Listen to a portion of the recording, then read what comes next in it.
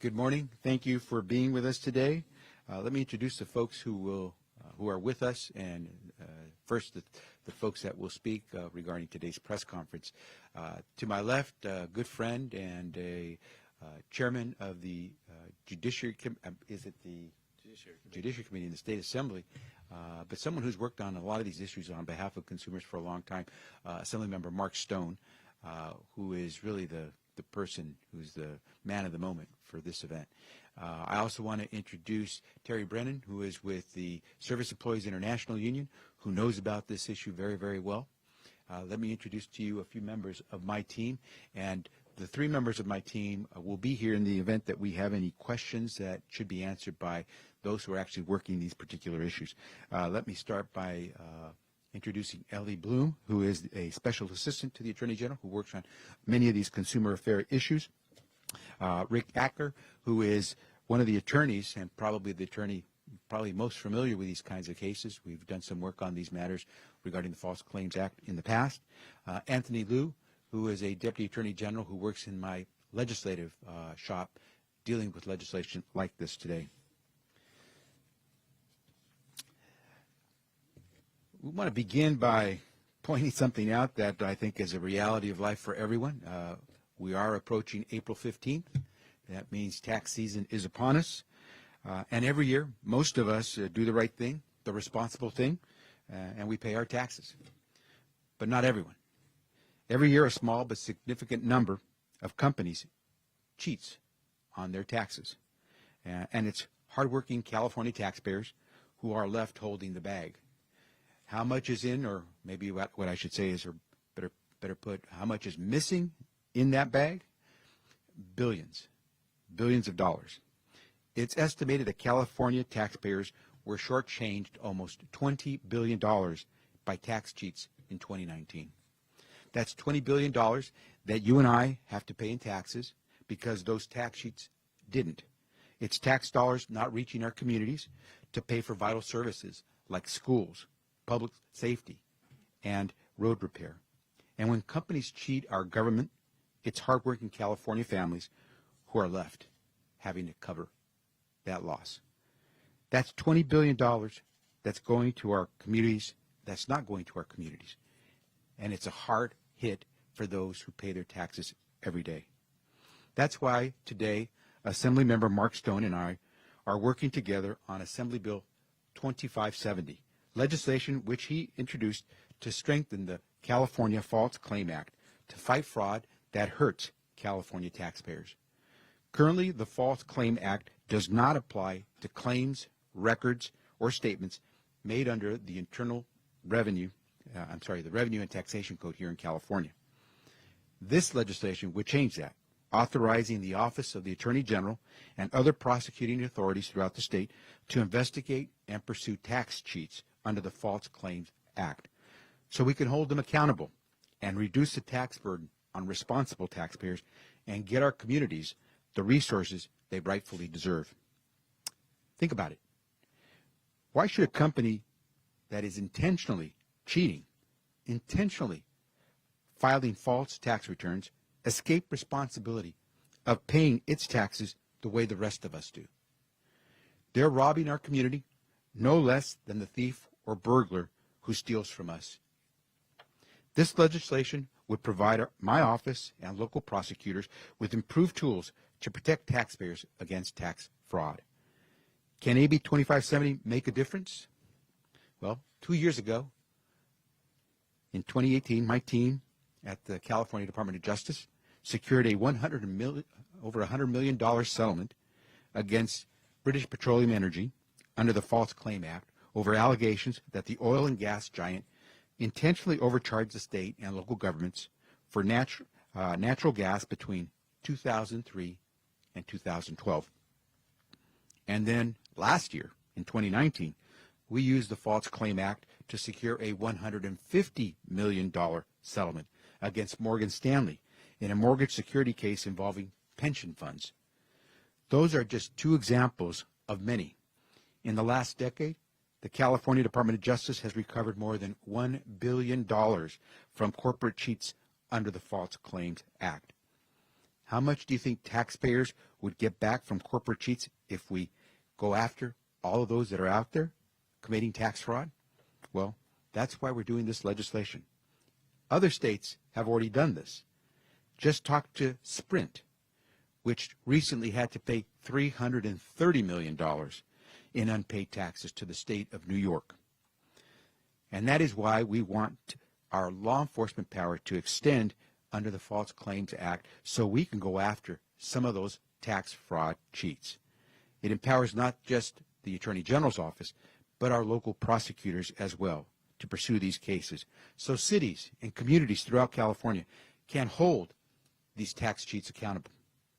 AB 2570 would target tax cheats who are hiding at least $200,000 in unpaid taxes. This is not about going after the mom and pop. This is not about going after individuals who go out and file and maybe make a small mistake. We're talking here about folks who are hiding a big chunk of money. It's kind of hard to say that you've paid your taxes and knowingly forget to include $200,000 or more in taxes that you owe. AB 2570 would also strengthen protections for whistleblowers who come forward to help us identify cases of tax cheats that otherwise would go unnoticed. So bottom line, our taxpayers work too hard to allow companies that are willing to intentionally cheat on their taxes to get away with it. We should be able to fight back. AB 2570 will allow us to fight back.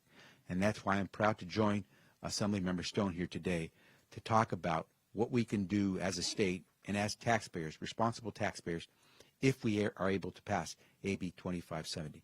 So let me now turn the microphone over to Assemblymember Stone, who will then introduce Terry Brennan from the SEIU for some words. Assemblymember. Thank you to our incredible Attorney General, Xavier Becerra. And this was a bill that was brought to us, a bill idea brought to us a couple of years ago to make sure that we have in California appropriate tools residing within the Attorney General's office and local prosecuting authorities to go after this $20 to $25 billion in unpaid taxes. Now, having run this through last year, we saw a lot of criticisms, which are a bit astonishing to me, to object to a mechanism that goes after knowing tax cheats, because the standard is knowing. This is something that a company is intentionally not paying to the government. They know they owe this, and that has to be established. This is not a bill about fishing expeditions. This is not a bill about allowing disgruntled employees to raise claims, as some opposition brought last year, because we've built in plenty of protections, and the protections include ensuring that confidential information stays within the AG's office, the Attorney General's office, or with the local prosecuting authority. Tax information is not going to be disclosed to the whistleblower. It is only to an entity that has the responsibility for prosecuting to protect their own tax base and ensure that they're getting the money that they deserve under existing tax laws. This is not about expanding the tax code. This is not about going after additional taxes. It's taxes that are due and knowingly unpaid. So we've put a lot of structure into this bill to ensure that it's not going to be fishing expeditions. It's not going to be something that is just harassing companies, as a lot of the opposition was worried about. No, this is going after knowing tax cheats. Now, one of the issues that had come up quite a bit last year, really based on a misunderstanding of how tax law is enforced. Sure, we have the Franchise Tax Board. Yes, we have taxing entities who can go after tax scofflaws. But there's a lot of tax liability that's not paid that they do not have visibility into. So we rely on whistleblowers. That's why we have whistleblower statutes. And yes, a successful case is shared a little bit with that whistleblower because we should be protecting them. And we should make sure that they have continued employment when they have done the right thing and brought an egregious case to the fore. But the whistleblower doesn't have access to the tax records. The whistleblower themselves doesn't really carry forward the prosecution. And we're making sure that the prosecuting agency, the Attorney General or the local agency, also has to work with the tax board and coordinate with them before they're going to bring a prosecution forward. So we're putting in a lot of checks and balances to protect companies who feel that they might be wrongly accused of being a tax cheat, but the knowing standard is a high one. the protections built in that it has to be at least $200,000 of unpaid taxes, of taxes defraud to a local agency or to the state of California. So these are significant cases. And if we're going to be able to clear up that tax debt, $20 to $25 billion of owed but unpaid taxes, it's just inexcusable not to give these tools to local prosecuting authorities and to the Attorney General to make sure that these cases can be cleared up.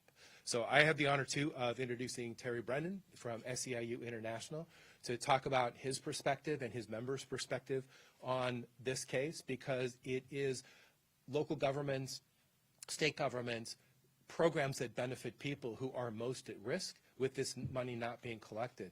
We fight all the time over small amounts of money. $20 billion is not a small amount of money. And if it's owed to the state of California, if it's owed to local taxing jurisdictions, then it does need to be paid. So, Terry, you're a great partner in this. Thank you. Welcome. Thank you. Good morning. My name is Terry Brennan. I work for SEIU California, representing more than 700,000 tax-paying working men and women in California, the vast majority of whom are public employees at every level, from city, county, to the state. At a time when corruption and abuse is being normalized, even excused at the highest levels of our government, it's time for California to help lead the way and show what accountability looks like, to demonstrate to taxpayers and citizens of California that we have a tax system that works for everybody, that doesn't let those off who are the most wealthy, who can hire the most efficient lawyers.